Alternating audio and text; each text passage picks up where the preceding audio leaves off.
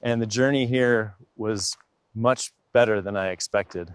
It really was. I was so worried. I never thought one night could rewrite the way I saw love.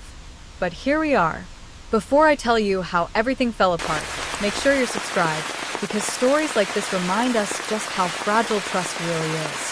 When Cindy and I started dating, I believed in her. I believed in the kind of love that doesn't need checking or questioning. Then I met him, Greg, her so-called best friend. From the second his hand touched mine, I felt it. That quiet arrogance, the kind that hides behind a smile. He did that childish thing, measuring his height against mine, laughing like I was supposed to find it funny. Cindy did. I didn't. Through dinner, he contradicted everything I said. Every opinion, every story. I could barely finish a sentence before he had to correct me. But the worst part wasn't what he said. It was how he looked at her. That quiet, lingering stare when she laughed. The way his eyes followed her when she reached for her bag. And when she bent down to grab it, he looked where no friend should ever look. On the ride home, I told her how uncomfortable I was. She called me dramatic. And that word, dramatic, sat in my chest like a nail. She stepped out of the car before we reached home, and I sat there, wondering if maybe I was overthinking. I wasn't. Weeks passed. She promised she'd distance herself from him. I wanted to believe her, because love, real love, needs that belief. Then came last night. It was around 11 when she called, her voice cracked, trembling.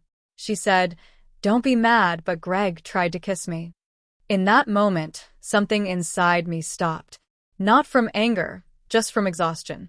Because love shouldn't feel like constantly convincing yourself that you're not crazy. She told me the details. He invited her over for drinks, got her drunk, went in for a kiss. She dodged, screamed, ran. I picked her up, watched her fall asleep still reeking of vodka and regret. By morning, I had my thoughts lined up like soldiers. I told her the truth. She didn't just break my trust. She shattered it. Not because Greg kissed her, but because she went back after swearing she wouldn't. She called me a victim blamer. Said I was cruel for ending it when she was hungover and hurting. But the truth is, I didn't leave because of what Greg did. I left because of what she allowed. Love doesn't die from one betrayal. It dies from 1,000 small denials, from every time someone ignores the obvious signs just to feel safe. And when I finally walked out, it wasn't anger I felt. It was relief. Because sometimes the most loving thing you can do is let go of someone who keeps proving they can't protect what you gave them. So, yeah, call me heartless. Call me cold.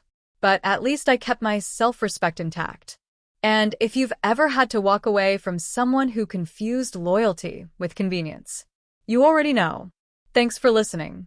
And if you've been there too, don't forget to subscribe, because I've got more stories that'll make your heart ache and heal in the same breath.